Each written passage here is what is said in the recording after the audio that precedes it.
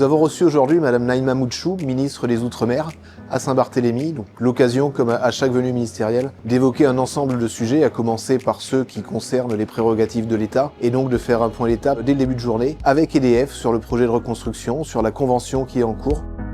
Sujet ô combien important qu'est celui de l'énergie dans les territoires ultramarins en général, et bien évidemment ici aussi à Saint-Barthélemy, où nous savons et les besoins et les contraintes, je pense notamment à l'insularité. Je voudrais remercier les équipes d'EDF pour cette visite. Merci Madame la directrice. Je suis venue aussi pour valoriser ce qui est un partenariat d'exception, je veux le dire.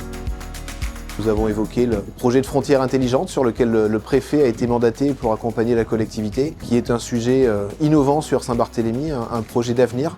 Nous avons évidemment évoqué également le sujet santé, alors même que dans les prochaines semaines, les élus seront amenés à se positionner sur un projet de convention pour régler une fois pour toutes les questions de foncier.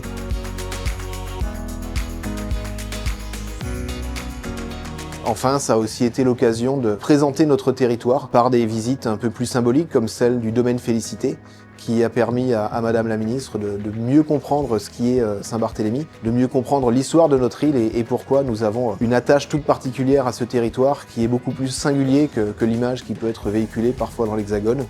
À l'occasion de la visite de Madame la Ministre des Outre-mer, nous avons pu lui remettre un ouvrage que la Commission Culture vient de terminer.